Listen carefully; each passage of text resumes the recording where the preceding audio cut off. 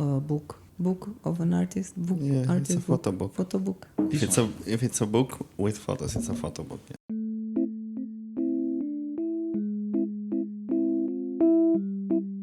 The dance floor is a magical place, clubbing in its way as a cultural activism.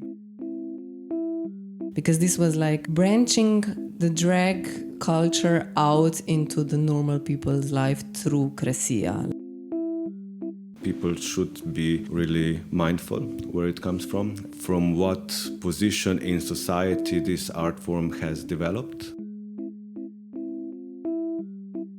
And secondly, to change the perception about people viewing the so-called art. This is their life. Sometimes it can be life or death.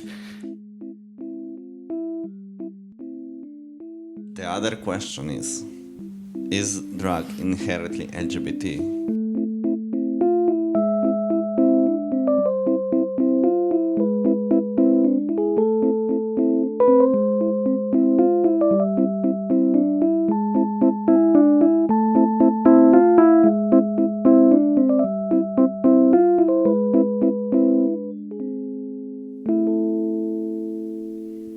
Hello and welcome everyone to the 10th episode of the third season of Kritiški posladek, or with the English title Critical Treat, a podcast where we chat about visual art and all things assorted relating to art or not art. Today joining us are Chang and Jernej Škof. Simon is a documentary photographer of Taiwanese origin who has been working in Europe for the past several years.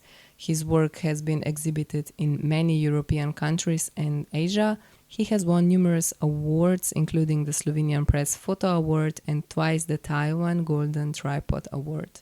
In addition to his active photographic career, he has also taught as a professor. Our second guest, for those of you who have yet to meet him, Jernej Škof, is a long-time Škuc collaborator. He is the program coordinator of the Tiffany Club and the coordinator of the Biennale of Young Artists from Europe and the Mediterranean, Slovenia. He also works as a freelance curator and performer. Recently, Simon Chang's photography exhibition Kraljice preobleke has been shown in Galleria Kresija in Ljubljana, and Jernej Škof curated it, and this is why this brings these two guests to our studio together. We will discuss documentary photography and the relationship between the photographer and the subject, what it means to get access to intimate moments that are usually secluded behind curtains or stay behind closed doors. We will touch on the themes of performance, the metaphorical and cultural actual transformation that takes place somewhere between the backstage and the stage. We will discuss the work within the LGBTQI+ scene, the specificity of drag shows and their popularity in recent years, and the relationship between the mainstream and the rest. We will also touch upon the relationship between photography, documentation, and moving from semi-permeable environments into the field of fully publicity. Kresija, where the exhibition was shown, is located in the center of Ljubljana for everyone to see. Hosting the show are Jernej and Masha Žekš. We work as art critics, curators, writers, and artists. You're listening to the Critical Treat or Kritiški posladek. This is a para-artistic project where we talk about contemporary art, current exhibitions, and general topics about cultural sector. And we often invite in our studio guests that are in this or that way tied into the culture or art world. Everything mentioned in the episode, all the references and other art and non-art related things are linked in the description below. If you like what you hear and what we do, you can support us by buying us one or more coffees on Buy Me a Coffee. We will include the link in the description, so don't be shy and make us less broke. Lepo pozdravljeni. Poslušate Kritiški posed. Posladek! So welcome here. Thank you for coming. We're happy to have you here. And we'll start maybe with the past exhibition that was just torn down in Kresija. A few hours ago, yeah. A few hours ago, but it's going to be a few days ago, probably. Yeah. Yeah, time changes. First of all, maybe just to have an idea of how it came to be, like, why that? Why did you choose to go to Tiffany, to all the other drag shows, and to cover this aspect? Because your former work so far does take into account a lot of social environments that people live in or are bound to be in. But how it came to be that you decided to cover? Yeah, I think the answer is simple. Is why not? Let's say as a storyteller, documentary photographer, living here in Ljubljana for more than 10 years. I always enjoy like visiting the stories behind the doors. Yeah, and long story short, and everything started during the COVID, like 2021. And maybe you're familiar with this Dragoslavia. And the first time I saw this reclama on Facebook, like Dragoslavia, like queens from not only from Slovenia, from Bosnia, Croatia, Montenegro. So wow, it was fascinating. And I missed the opportunity to watch the performance online. But luckily, it was in the end of COVID, and they were preparing the very first live show at Gala. And I just to a good friend of mine, Jasna, and then I got the contact of Jernej, and I just contact them. So can I come for the visit to meet the drag artist and to get to know the story, maybe take some pictures, And they just say, come, no problem. And ever since, and it's still ongoing project. It's a long-term project. But as far as I can recall, it was a very special encounter, very special feeling. If you remember back then, the whole Slovenia society, not even back then, even now, was very divided because of COVID, the mask, it's like a vaccination or not, we were very divided. And then I feel like this is very special, like we're coming feeling from the drag community. And long story short, and at the beginning it was out of my curiosity. And as time goes by, and it's like 2 or 3 years, in a way, it becomes kind of like a responsibility. Allow me to put it this way. They say, you should show us our story to the people from outside, and so on. So, so this kind of collective work. So now you're like a fan, and you check all the shows that are happening in Ljubljana? As much as I can. And you document all of them, or can you like check the show without having a need to document? Yeah, good question. Usually I didn't watch so many shows because mostly I was at the backstage. Right? For me, that's a real show. It's like something more realistic. You can get to know their personality, not only like after they put on the drag. For me, that's something truly amazing for me. And I think for the show, like later the next day, usually after the performance, they got lots of videos on Instagram, Facebook, social media, and I watch like pieces of it from there.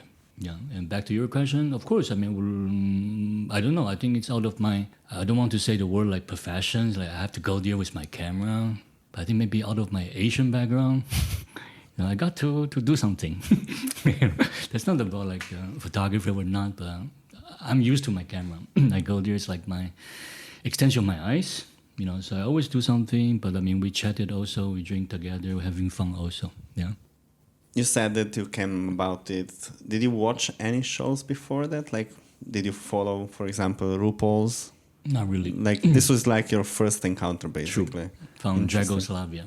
I was like, wow. I don't care about this American style, but the Slovenia, the Slavic style is cool. So actually, now that likes to ask Jernej about the whole idea of the Dragoslavia and the way to sell it to people. There's definitely been a shift within the drag community and the mainstream and how it is viewed with the RuPaul and all of the shows on that have happened, all of the other spin-offs, which basically now, I don't know how many there are, but a lot. Can you tell us maybe about how you approached? How did the scene approach it? How did you view this change happening here? If you think there was a turn as well, not just for Simon, but for Slovenia during COVID with this Dragoslavia?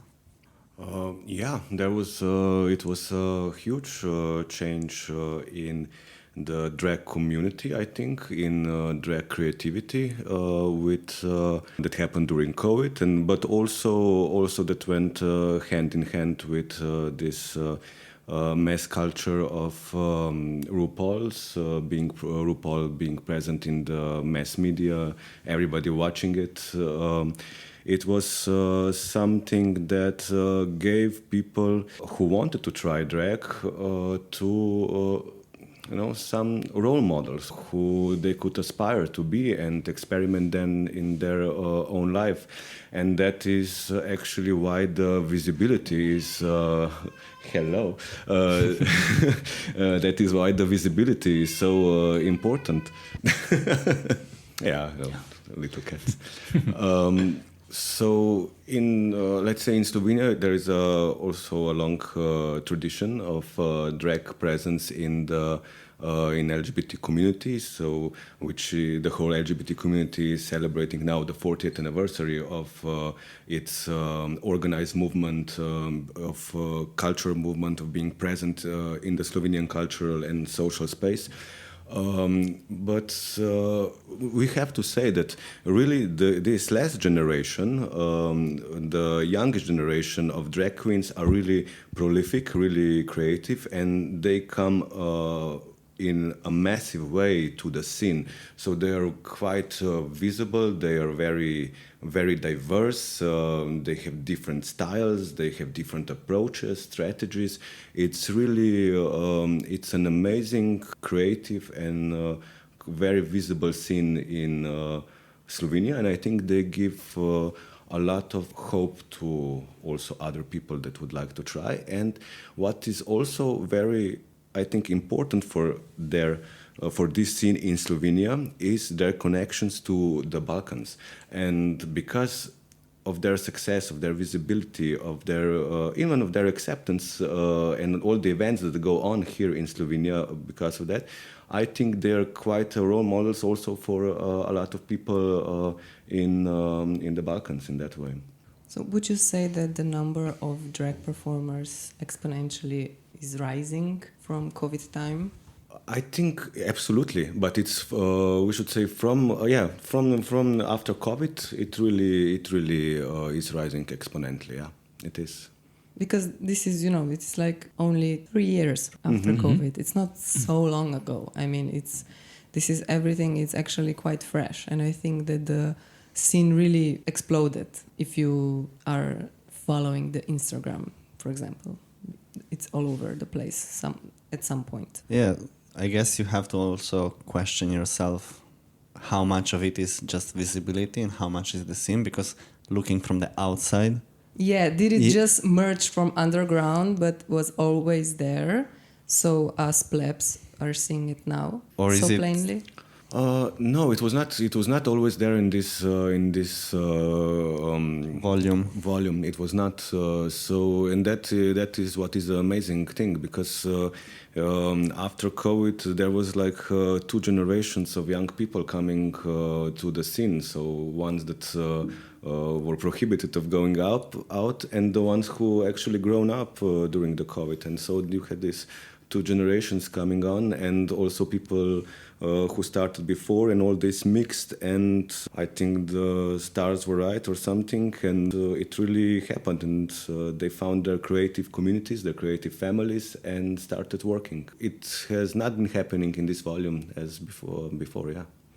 And now you know it's amazing. In almost every week now you can have a certain drag event or visit a drag event, which is wow for a community in Slovenia that still faces, let's say, only one nightclub, only one bar, perhaps in Ljubljana, and we are talking in Slovenia, in this dimension. And this new generation brought, with their creativity and engagement, also there are drag events every week, which is amazing. I wonder here also about the whole scene as it is, not from the perspective of entertainment, but also as a community, because definitely there's going to be a community around a minority, in a sense, that needs safe spaces and needs places to express themselves. So I guess that in the beginnings in Slovenia, when the things were very small, everybody would knew each other, there would be like a very tight-knit community. Have you, or you also, Simon, have you seen any changes? Like, is it becoming looser, or is it still very tied together in that sense? Like, there is still this sense of this is one small community, or is it now kind of branching out because of it? I think times are changing a bit in a better direction, although it's counterintuitive in a way. But I think there are less prejudices, let's say, in Ljubljana to the scene, and there are less prejudices to being a member of the LGBT plus community. It's getting a bit better in a way. Also, all the public research shows that people are getting more tolerant. But we are really talking here about Ljubljana. So I think in some way people are getting a bit more relaxed and a bit also confident in this culture, also prouder of their culture, and in a way, they are celebrating their culture. We are celebrating our culture as a part of this wider urban culture, and this is wonderful. Of course, this is very, how should I say, krhko.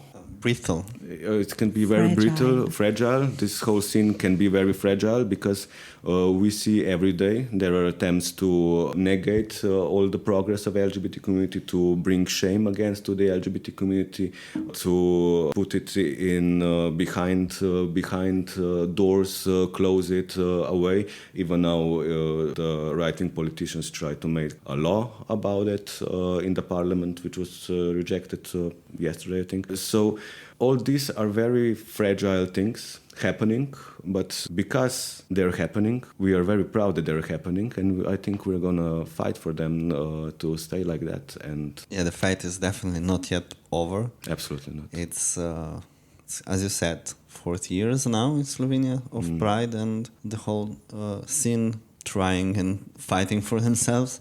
And even this last pride, this June, didn't pass without any incident, as it has to have happen. I don't know. So definitely, even in Ljubljana, with things having progress, things are still not completely safe in that sense.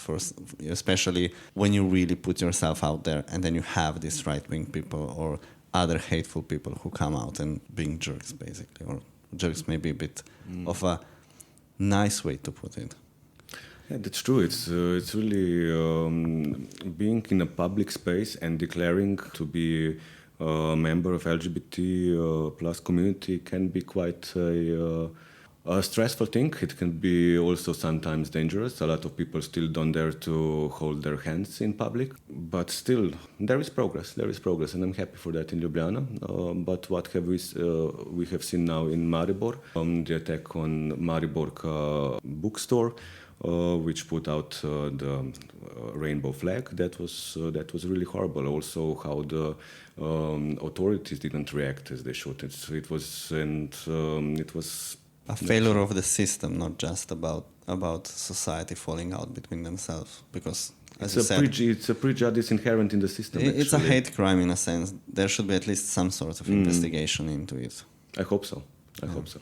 But what about now when this exhibition was held in Galleria Kresija, which is actually in the center of Ljubljana, and also has giant windows so everybody could see inside, also if the gallery is closed.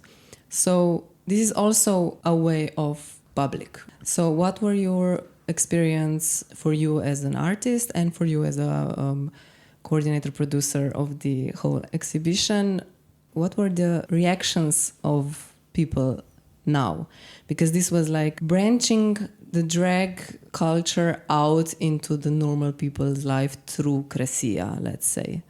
I know that this year there are many events and exhibitions all over the place, but probably Kresija is because it's one of the most important galleries in Ljubljana, and it's also from Ljubljana, from Mol, and also it was quite well covered in the media. So how was your experience through this exhibition? I would say it was overall a very lovely experience. And now I remember the opening night. Yeah, time flies by. It was on the 11th of June, something like that. And many queens, kings, they show up. And not only to say hi, but they stay till very end. And I invite lots of my photographer friends, even the parents, because our kids, they were attending this water skola, the parents. So you see the LGBT, straight, normal people, mixed.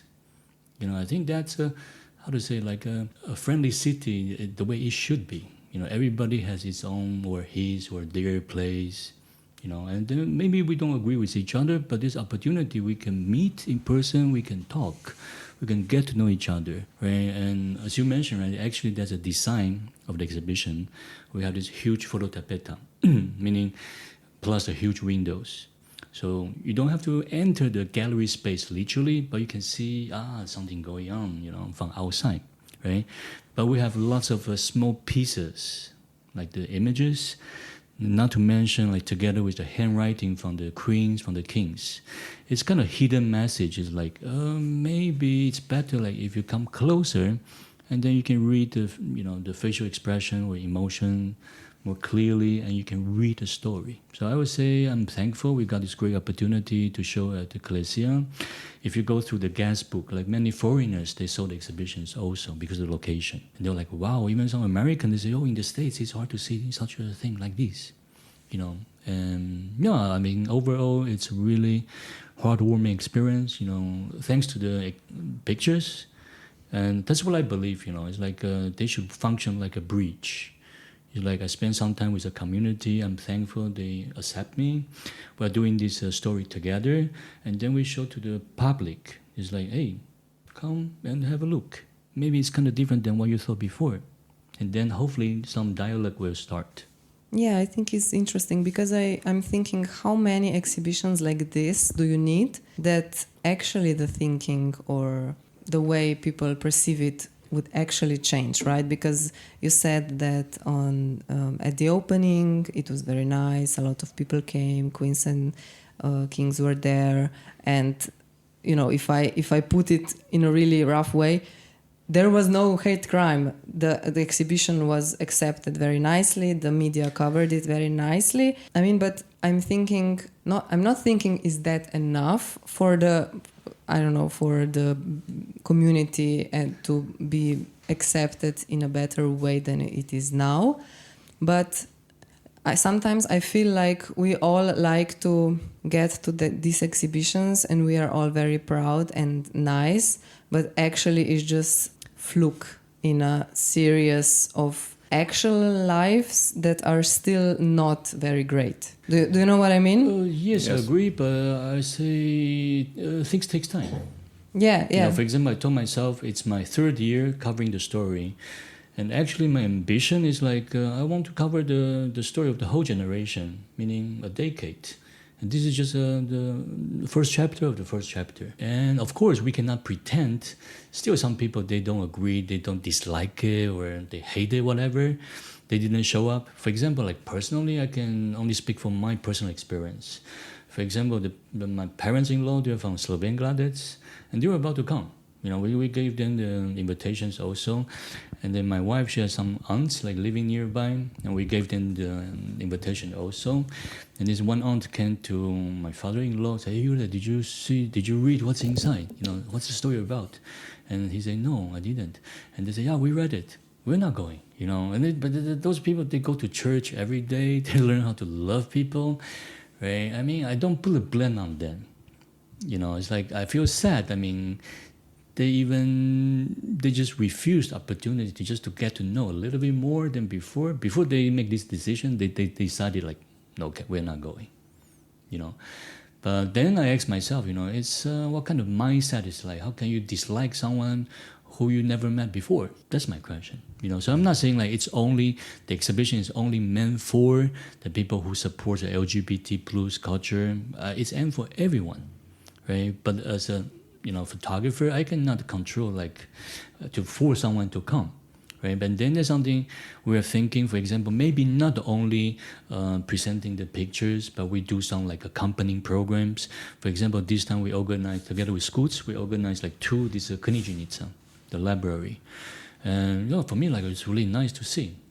Like people can and talk to the artists like face to face. It was a really nice, very inspiring exchange. right? But I would say we got to do it long term. But for sure, I mean, many people, they have been doing this for 40 years, you know. And Yeah, I think that these events that were accompanied to this exhibition were very nice, because it was not only an exhibition and then one looked through with an artist, but there was, you know, like the talks, the meeting the queens and all these things. And I thought this was very nice, because usually, if I say, the normal exhibition at Kresija does not have that, right? This was more organized, this was more planned, because it was like a part of this program of the university, right?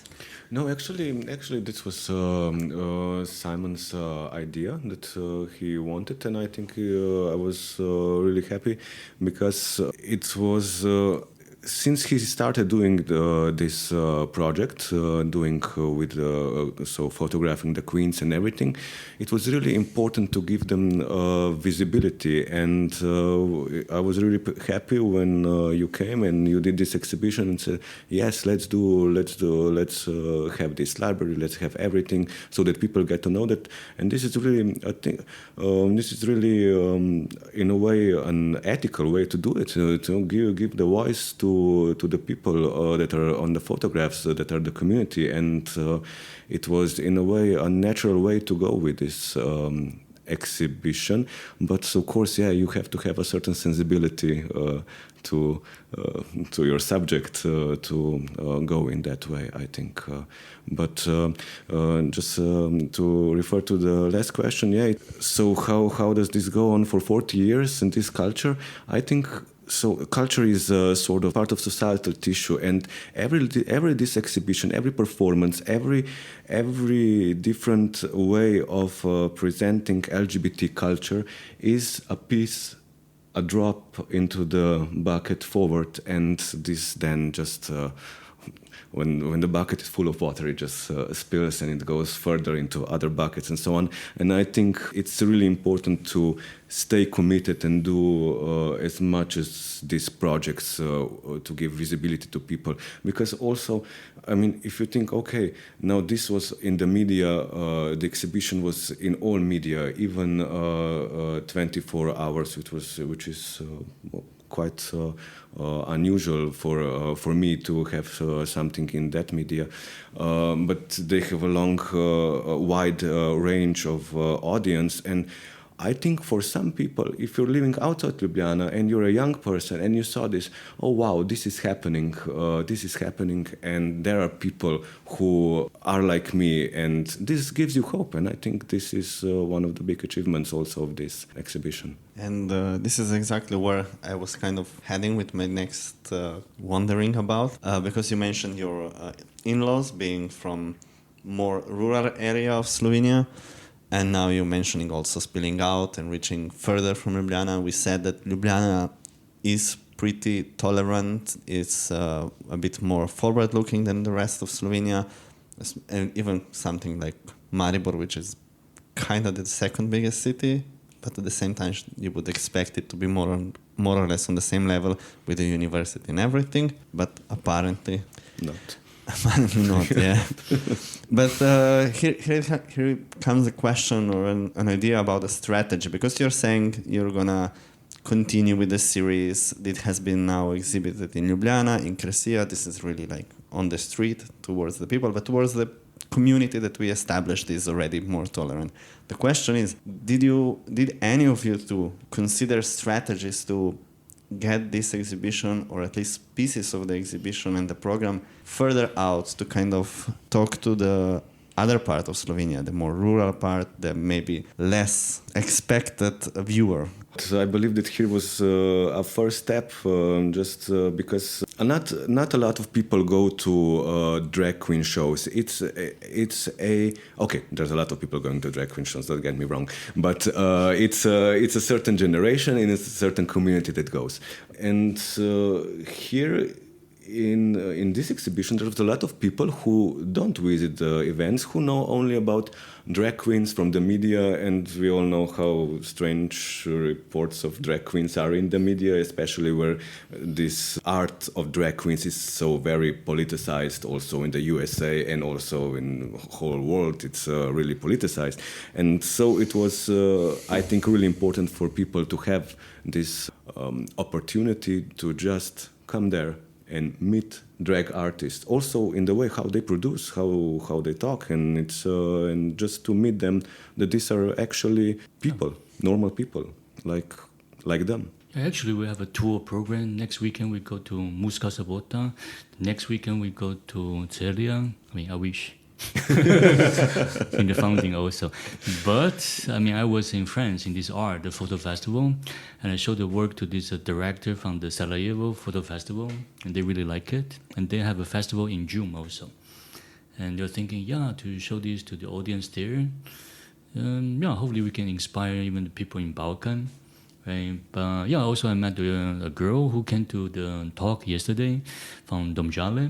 He's working for the gallery. He said, if you don't mind, we have a small gallery. So I don't mind at all. If I can show this to one more person outside of Ljubljana, I'm up for it. Yeah, gallery in Domžale is quite nice. It is also in the middle of the center. Yeah, I think in the other hand, it's like I don't see like it's like a artist project, like art, but it's more like it's like a platform. Like we want to move this platform to different cities in Slovenia, if it's possible, inshallah.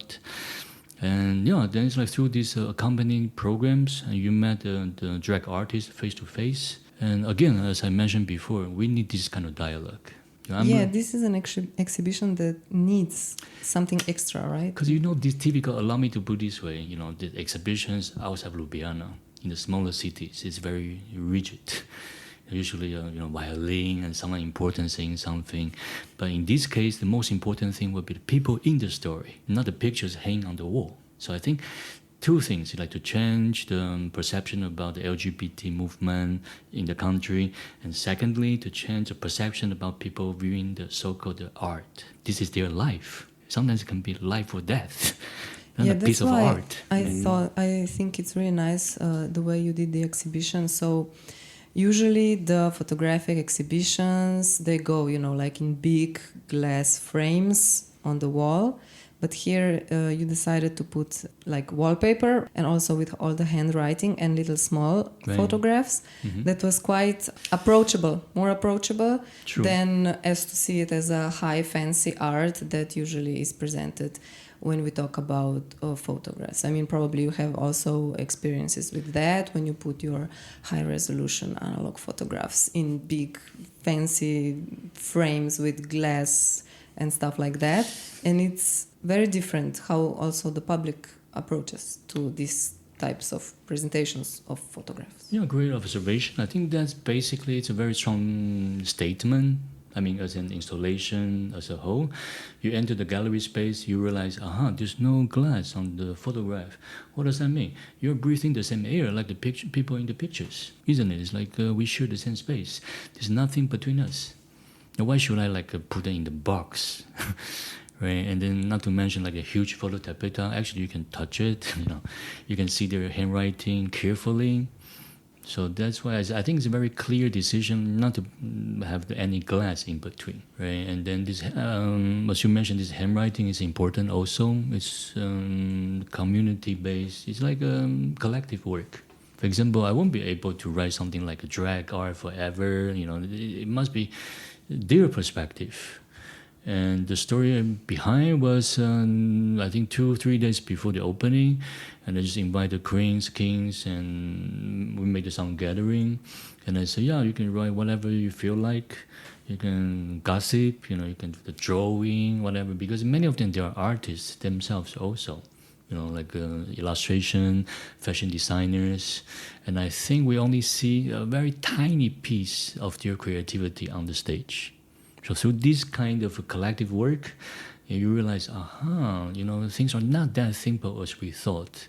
It's a way. It's more than entertainment. It's something else. Like, what kind of personality they are, who's this person, and so on. So it's like you started to think about people. We're all humans. You see through this drag thing. I think that's the message. And this was also the way you approached your other projects before.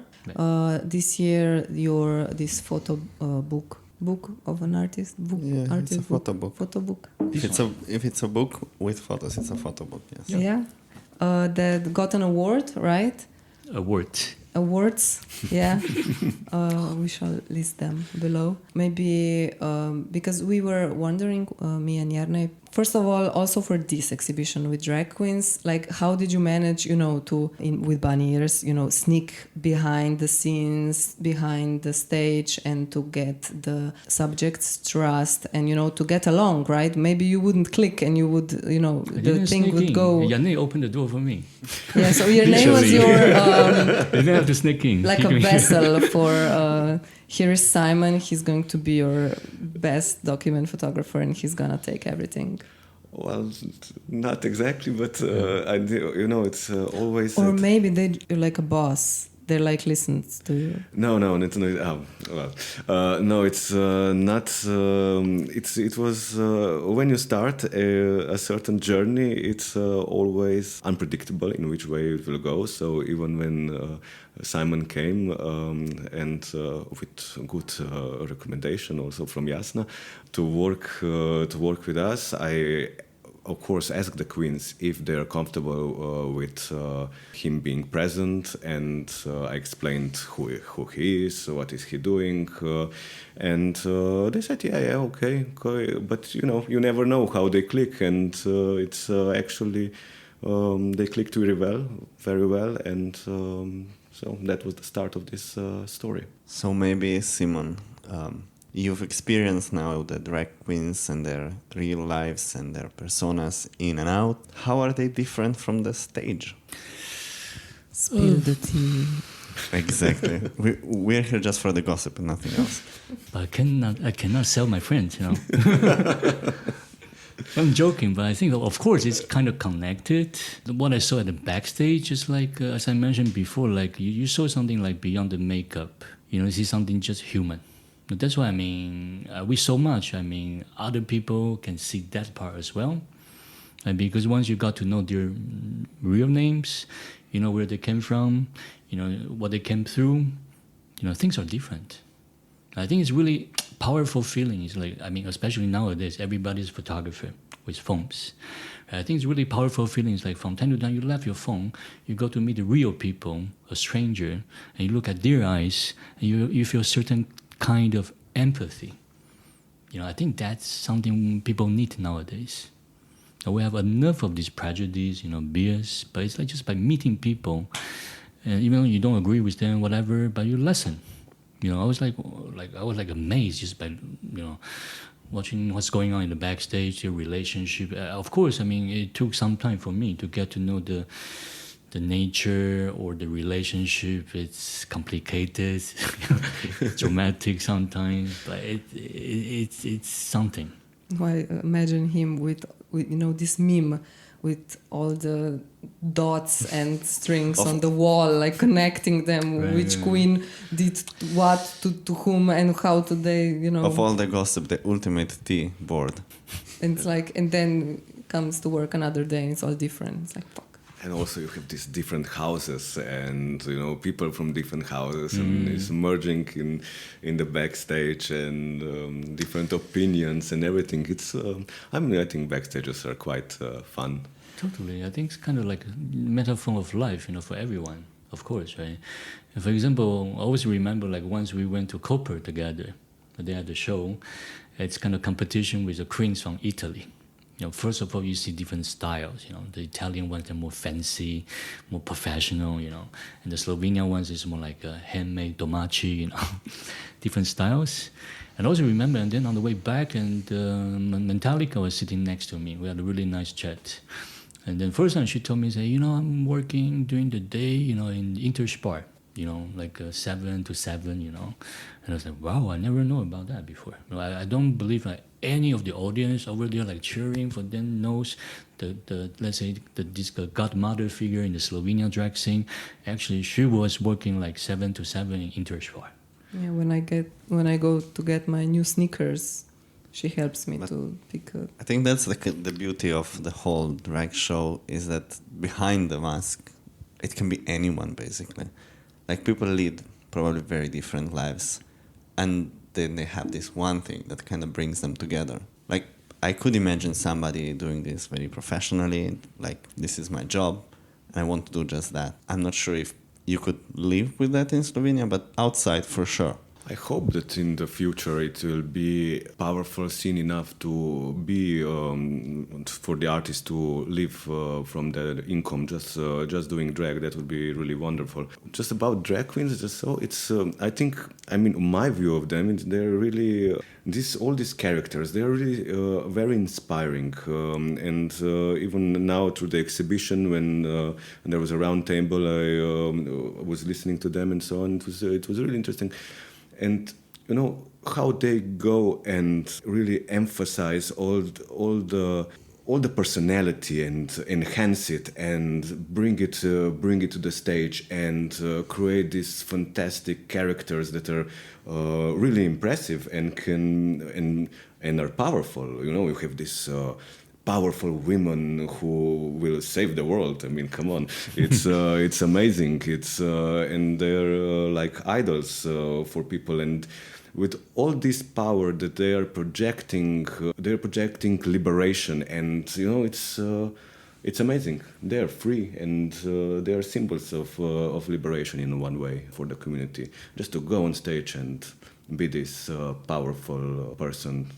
Who, whatever gender, whatever race, character, whatever you are, it's just going and being. But there has to be some sort of distinction between being a drag performer and being a performer in that sense, because there is something, I cannot put my finger what is that, but there is something intrinsically different in a drag persona than for some, let's say that if somebody from the theater came and be a person. Like even if you have a theater show that is absurdist and over the top, if it's not being purposely a drag persona, it's inherently different. It is, yeah, absolutely. Do you know? Do you have a feeling what kind of changes that? Why is it so intrinsically different? I think it's this sensibility of coming from the LGBT community. That's one point. So growing up as a person of LGBT, and so this brings all this being sensible to the queer culture, to the problems that queers have in life, and bringing that to the stage in one way. But it's also an art form. So you will not, and this art form needs certain environment to develop, and it needs collectives to develop. And when they are working together, they enrich their art form. And it's a special, let's say, a variety form or something like that. The shows take, or even others, and they really are doing it very well, better every time, finding different strategies of performance, but so developing that. But I think most of what is different is the sensibility. And you have to be aware also that mostly they are their own directors. No? They're not so part of the theater of just being there, and sometimes in theater they can be seen as tokens or something like that in theater shows, but in their shows they're own directors. They direct their own acts, their own personalities, characters. They're even their own costume designers, makeup artists. So it's really a artist that takes charge of all aspects of performance. So I guess they would also have each their own mini agenda in their performance, what they want to bring forward. Like, because it's they absolutely have an agenda. Yeah, but it's like it's like informed for your own life experiences, not just from observing how people behave, performing their own. Performers would, if they are theater or film actors, they would observe how people perform themselves and try to imitate that. But this is like creating a new person with your own kind of your own history, your own experiences, and all of that kind of informs this. Absolutely. I mean, there is, to a certain extent, some sort of imitation when you come to the scene. You have these young queens, and of course they're trying, they're experimenting, they take inspiration from the older queens and so on. But then you can see how they develop their characters, and they're like. Really growing up, really getting more sophisticated, more defined, and as they are searching for their part of the stage lights to be the one who the audience is. So it's quite amazing. Yeah, if I can add something, I think this is a really interesting comparison. I also like photography in the theater. If I compare my experience, like photography in the theater, then visiting the drag performance, and allow me to say, like the drag artists here, I saw they are less professional, meaning like they don't focus on the technique that much, like the theater professional actor, actress. But things for them is very personal.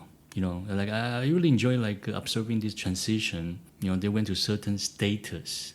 Allow me to say, for them, it's kind of important therapy in the positive way. You know, meaning, I think that's what you try to say also. It's like they went through something, right? They put part of their personal experience into this persona, into this character, right? So for me, like, I think that's why they enjoyed so much. Because like they went through something in the reality, and through these regular performers, and they can get it out, and then people cheer for them. I mean, that's from my observation, and immediately that reminds me my fellow people in Taiwan, and I saw similar atmosphere like that. People like a karaoke. They went through like their hard life, you know, hard working, you know, and then they went to karaoke. They're like crazy. So it's like you got this opportunity, you can get something out. Right, and you become another person for one night. I think that's what I feel like. It's a very interesting transition. It's kind of different than my experience photographing the professional actors and actresses in the theater. Also, this year's RuPaul Drag Race winner is from Taiwan, right? Yeah, this Taiwanese American, this The Miss yellow Banana. The yellow colored. Yeah. Yeah. No, she was invited to the presidential house to perform also. Yeah, I read this. But that's the thing, you know. It seems a big thing in Taiwan, but again, you Google it, you know, the Taiwanese and drag artists with LGBT drag. You don't see much photo evidence. So what does that mean? You know, it's kind of people welcoming it, but how come no one is documenting it? Would you be interested in going back and cover some of the scene there? That's a plan, but mostly we are here. But for sure, I mean, I would love to meet those drag community there also. I was in Barcelona, doing some residency last year for 3 months. And of course, the first thing came to my mind is like, yeah, Barcelona is bigger. For sure, they have a drag scene as well. And I did spend some time with the drag queens over there as well. And there is more like a business. You know, and before the show, they ordered the watch, you know, they have a good meal, and then they went to perform, you know. But here, as I mentioned, everything's more like domachi. You know, they do this with passion, not because they have to out of profession. So when I was there, I enjoyed like what I was witnessing over there, you know, different style, very nice people also, but more professional as well. They have this drag brunch. You know, they have all different things, and they can earn their income. They can earn their butter and bread by doing drag. But here, not yet. But I think it's coming. Yeah. I hope so, yeah. Mm-hmm. But also we have to be aware that if referring to RuPaul and something like that, you know, these are huge production costs, even for the queens that are participating. It's like, wow, it's such a different experience, I think, and such a different even possibilities because they are really loaded, I think, in a way with production means which are not available to performers here in Slovenia. But it's always a bit of a reminder that you can come from a humble background and over years and years grow the scene. Because RuPaul used to just be in clubs at the beginning of his drag career, which is kind of, you know, you know that there was progress that had to happen. Exactly. Yeah. She did she walked really a long way to come here. I wanted to ask before that we talked about, you know, the each queen, for example, has a background, her own story, something like that. I wanted to ask if we in Ljubljana, for example, do we have some queens that are not from LGBT background, or just some, if I can say, random people that would like to do drag? Is this a thing here? That I think you should ask the queens. I'm not. Or would the queens reject them? The other question is drag inherently LGBTQI? Yes. So then, even if you're straight and hetero in your real life and doing drag, then you become part of it just by extension. Yeah, so this is the question. Does it go both ways? If you say you are straight and cis and not in LGBT community, but you wish to do drag, first question, can you actually do drag? And secondly, if you do drag, are you then somehow... There are straight drag people. But I mean, how does it... That's called Poost. That's called Poost in February.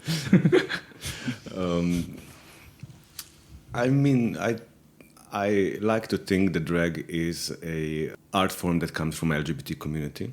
So it's this can be really a divisive topic in one way. I think there are certain straight people, probably, or not, but I'm not even really sure if that matters, because it just goes beyond. In sense of LGBT community, of this, I think this sensibility, it's really important, and it goes beyond everything. So it's hard to say. But I like to think that this is art form that comes from LGBT community, and it does. But then to prohibit somebody to do that would be, I think, counterproductive. But I think also with other cultural forms, people should be really mindful where it comes from and from what position in society this art form has developed. Also, let's say with voguing, Vogue dance also, it comes from a certain position like that. And what I like with Vogue balls is that they also, at the beginning, they tell you where does this art form come from. So even if you don't come from a certain ethnic or gender community, and you do this dance and you attend these events, you give recognition to this culture where it comes from. And I think that is very important, because for LGBT and queer culture, it is a culture that comes from a certain point of experience, of social experience, of oppression, and And I also think it can be quite sensitive topic, not only for drag performing arts, but also if you would apply this to any other performing arts. For example, I don't know if I take the example of, if you take Kabuki theater that comes from Japan, that also has its rules, or how can I say, that are based from some historical and social background. And then obviously around the world, other people wish to perform it. How to approach this? Not a problem, but maybe a problem. I don't know. For example, for drag performance, maybe this sensibility, maybe a bit of expression can be found also in people who do not come from LGBT community, or maybe they come from the background that was never oppressed in any way. It's maybe a privilege be able to do every type of performance they wish. And then how to approach this thing without being the oppressor yourself, maybe, but at the same time protect what you feel or think is inherently yours with bunny ears. I think it's an interesting question. Totally. I think we're in the middle of something. If we talk about this in 50 years, I believe this art form, it will evolve by itself. Nowadays, everybody can play jazz, blues. Yeah, also, Right. and also like for, I don't know, for swing dance that is now Right. very popular, or maybe from your background like Butoh dance, right? That also is like from all the war and suffering from Japanese people. But then at some point in time, it became very popular, and all the rich American kids were doing it. For example, if I'm overreacting, so how to navigate this? Sure. I think we should do with respect, right? It's still kind of fragile at a certain point, right? So I think we should wait and let it develop by itself. And it's also different from different parts of the world, right? Yeah, I mean, true. maybe in America they can, be more free about it, but here or on the Balkans or anywhere else in the world is maybe still a bit. And maybe as you reference to Butoh, I think perhaps there is one way of thinking about it, and maybe a way of approaching it, because, well, at least in Butoh, but also, okay, let's say in martial arts and everything, there you have this system of a teacher-pupil relationship, and a lot of artists also from Slovenia and abroad who were Butoh dancers actually were students of Butoh masters like Kazono and so on, and perhaps like they gave their art and teach people how to perform it, how to do the dance, And respect it. and share it throughout the world. Perhaps that is also the way. Okay, don't do drag just by watching videos in a way on YouTube and so on, and but go to the drag queen and You need a sensei. You need a sensei, yeah. You need a drag queen sensei. A bit like the yoga masters and all of that. Yeah, but without a weird cult or something. Yes, please. Maybe if we come back to this exhibition, we wanted to ask how was the process of picking up the photographs, because there are many of them. So did you do the selection together, or? I mean, this is my working album. Oh, okay. So And what Simon brought an album. Yeah, I mean, that's what I usually work on my projects. I put it into the album. And of course, and as time goes by, I know which ones they are speaking more to me, or they play more important roles in the series. And of course, I made the very first selections. Like every time I went back to the Queens, and I brought in some pictures. It's like more like a happy family album feeling, and they enjoy like collecting them also. And for the exhibition, I just want to go a bit deeper.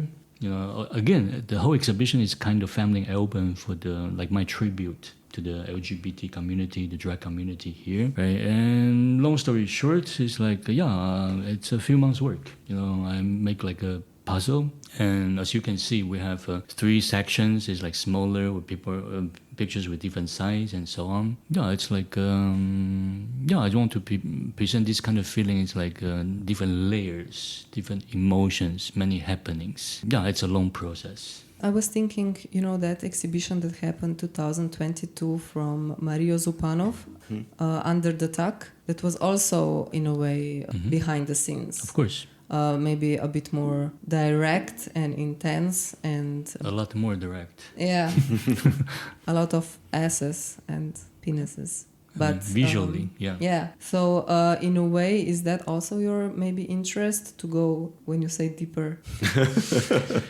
I would say on the personal level, I mean, you can see like a nude with a clothes on. You know what I mean? Yeah, I'm not talking about something pure visual, but it's more like, what's the message?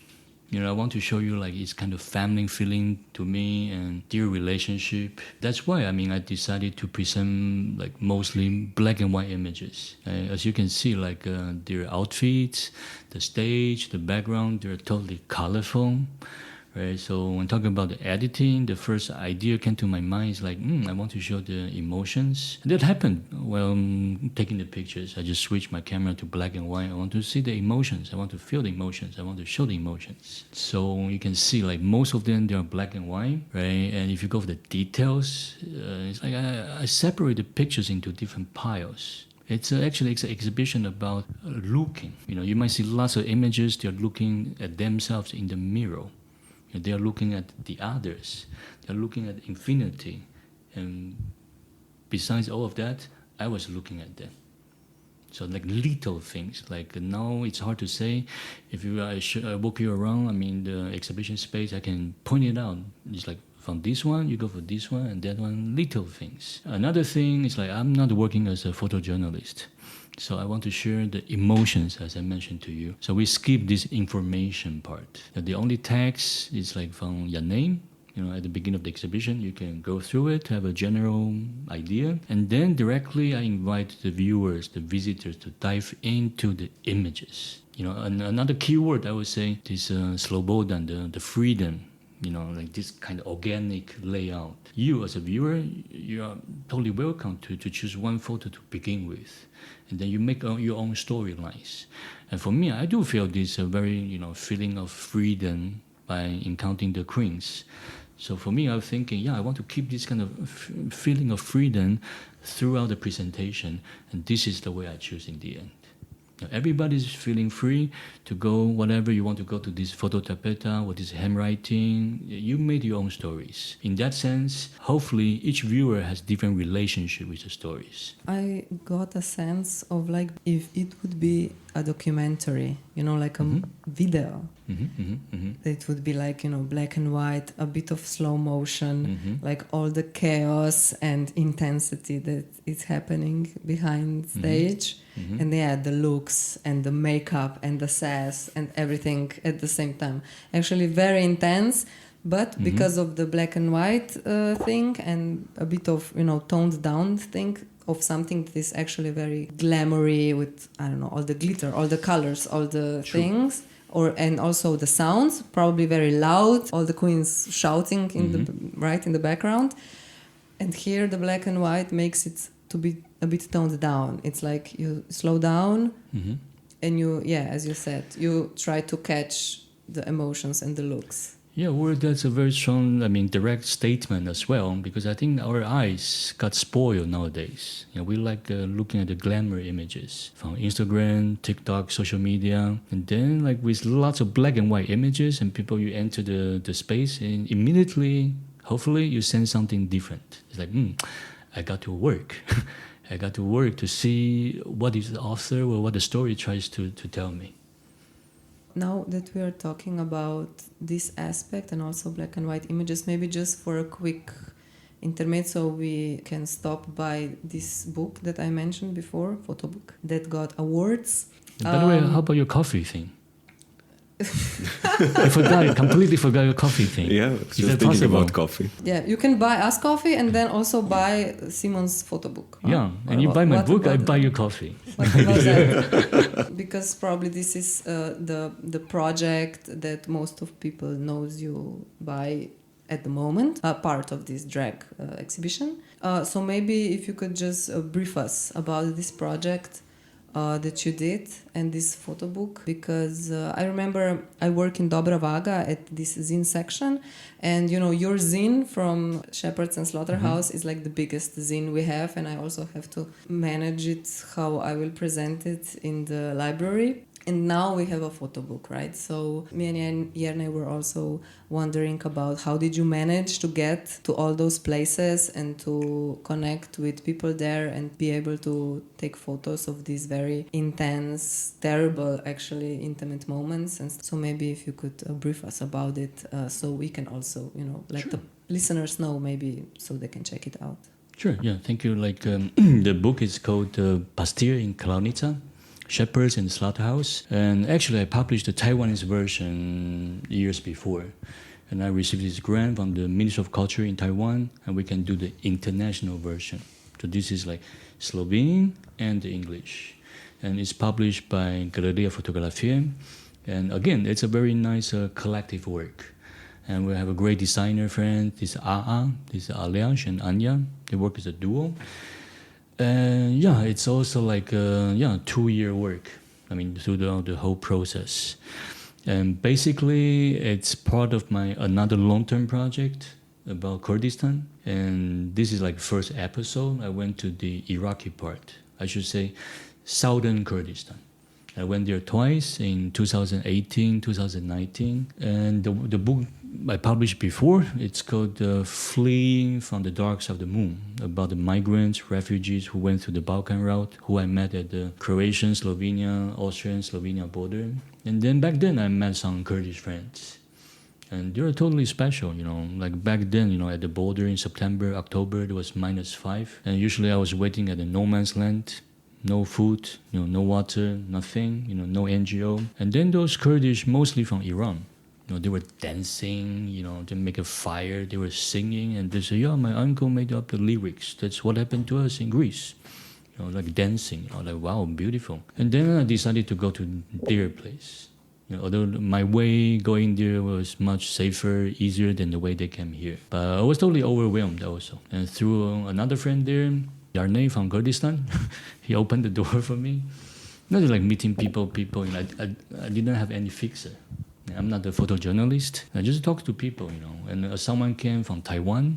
We were kind of struggling about our identity as well. And I always remember I wrote in the book, where I went to the bakery, 5 o'clock in the morning. The guy was like rolling the dough, like sweating. And he saw me, he said, welcome to Kurdistan. This is your country too. Like, I almost cried. Like, what kind of generosity is like, how can someone is willing to share something with you, and that thing he or she doesn't own yet. They don't have their own country yet. They say, hey, this is your country too. And then I was totally amazed. And of course, again, that's usually where my curiosity goes. I went to, stories behind the door. I went to the mental institution, Slaughterhouse, and this huge market for the sheep. And I was meeting the Dawish Sufi people there also. And we are thankful. The book was awarded in the Athens Photo Festival, a top 10 finalisted, and it won the prize in UK, this Belfast Photo Festival. Yeah, and I was in art, and then we had a book signing, and then I think it's important for people to read the story, because the story, the news about Kurdistan, Kurdish people, they simply disappear from the daily news.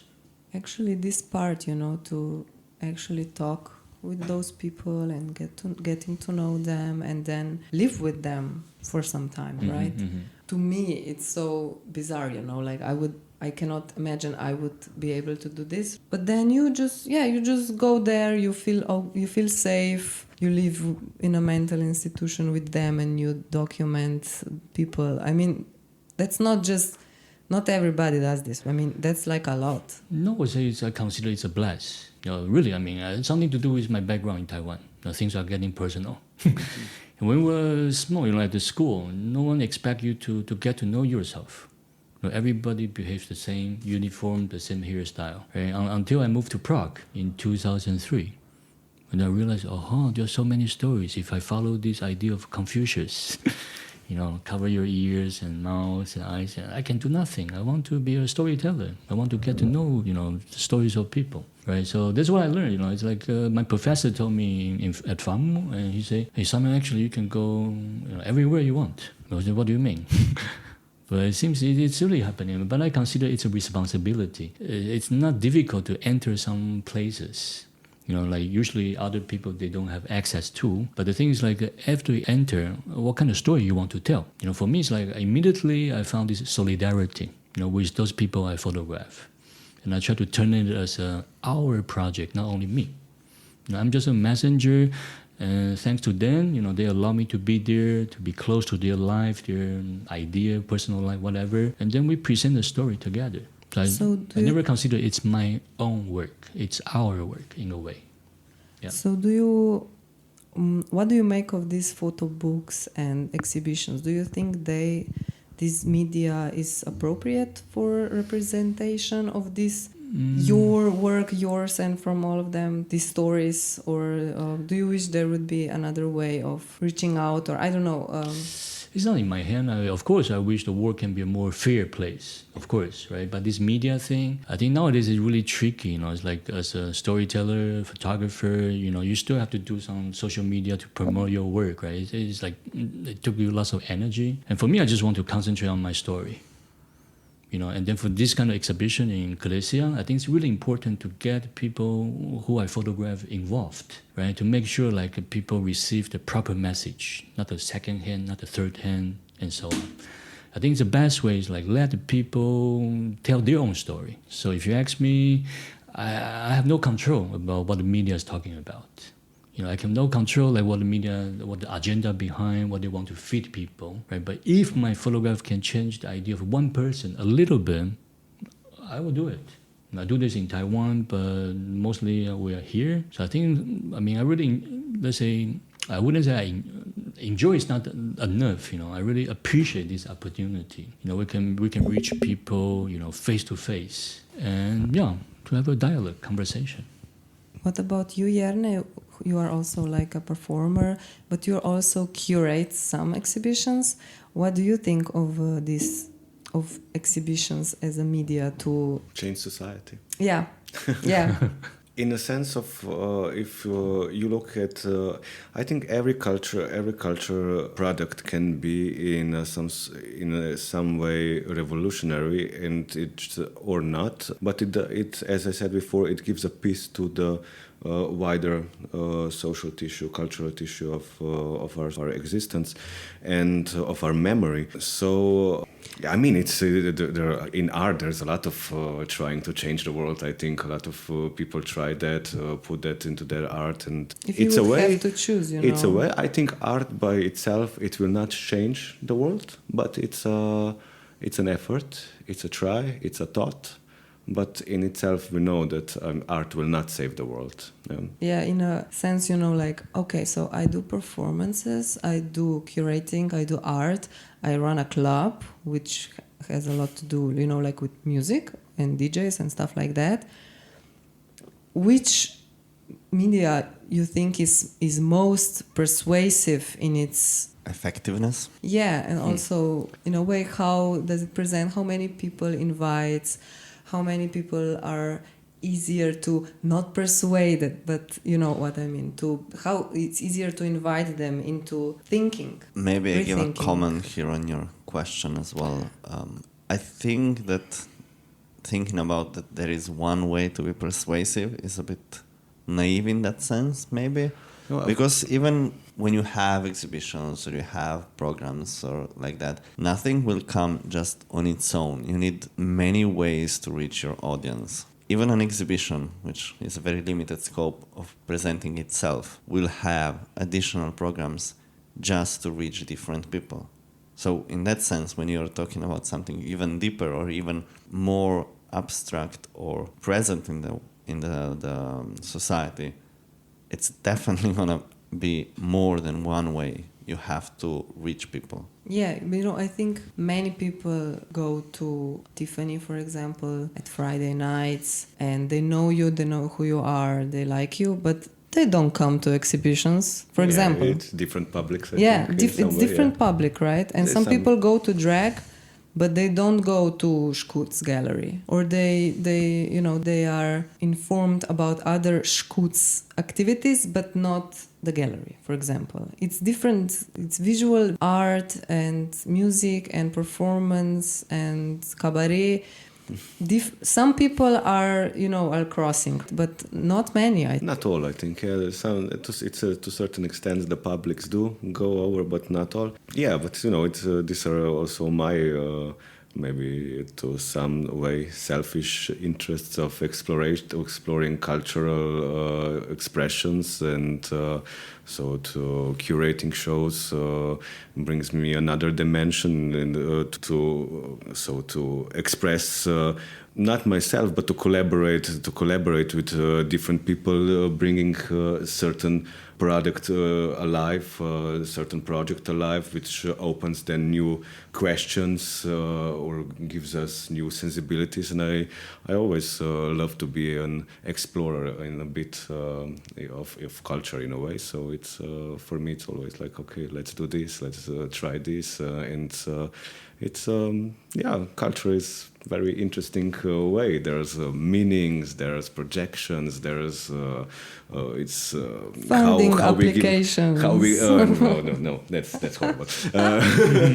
How we give meaning to the world, and that's for me it's really nice. And also, if I return to Tiffany, the dance floor is a magical place. I think clubbing in its way as a part of let's say cultural activism in a way. There's a lot of people who come there out of maybe of curiosity, get to know gay people, gets to know the community, loves the party, and then these are little changes. So like atoms, you come there, okay, don't tell the parents, but, but you come there, but still, you find that these are just people and enjoying their lives, and then you go into the world and the perspective changes. I think when people talk to other people who might have prejudices, it's a small change, and you say, no, I know these people, it's different, and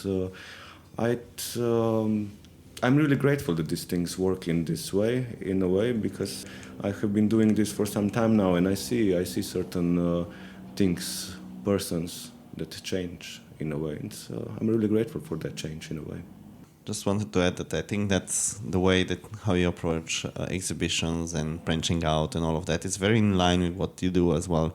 When you're running Tiffany, at some point, that Tiffany started to branching out a lot to kind of bring younger people in, to bring new ideas, to bring new programs. And Tiffany was never just a party place. It's grown to have other kind of programs. It's a cultural community center, I would say. So in that sense, yeah, that's what I'm saying. This is very much in line with what you've been doing before as well, like with also exploring through exhibitions and adding more to it in that sense. Yeah, and also, it's add more, search for, as Simon says, search for people's stories. It's and what they want to say, and try to find ways how to enable that, to set these things up, to communicate that, to find certain ways of communications with wider public and so on. But also just to create situations where people come and dance with each other. Maybe we can end on the dancing with each other. Sure, maybe Simon, you have any final thoughts? No, once again, thanks for having us. And thanks for your interest. I'm just thinking, what we were talking about today is like, actually we are fighting for something, we're fighting for this numbness. Like, those people are like that, or I don't care, I don't have interest, right? And everybody is saying like Slovenia is a small country. For me, it's huge, lots of stories. I would say, if you're like, indifferent, if you got used to this numbness, I'm sorry, it's not only a small country for you, but it's a small world. You make yourself in your own bubble. And I think for me, thanks to photography, it's like a license. You can go to people, say, I'm a photographer. Can I spend some time with you people? I'm a photographer card. Who cares? It's about your face. It's about your attitude. Get into the jail card, basically.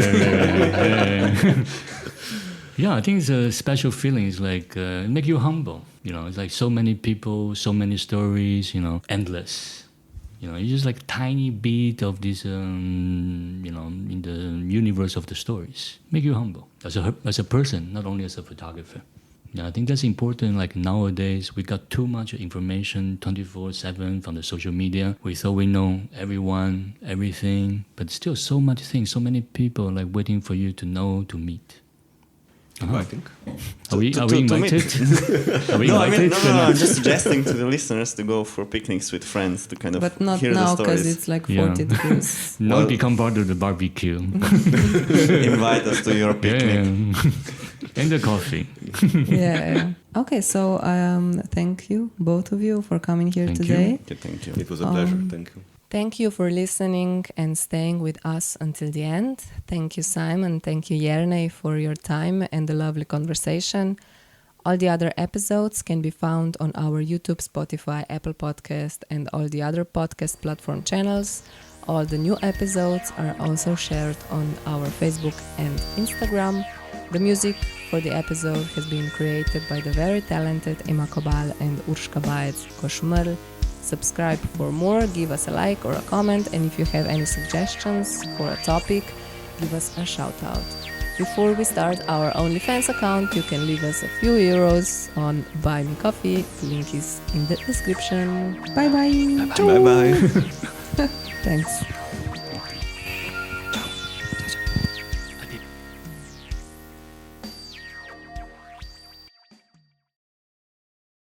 No, can do that every 3 minutes. Every 3 minutes. Yeah. Wait, Oh, but this coffee is let me delicious. edit. But do you know who likes coffee?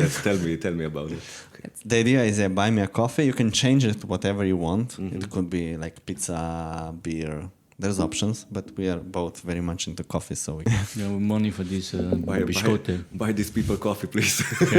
They need it. this is all going to be in the sleepy all the intro, time. right?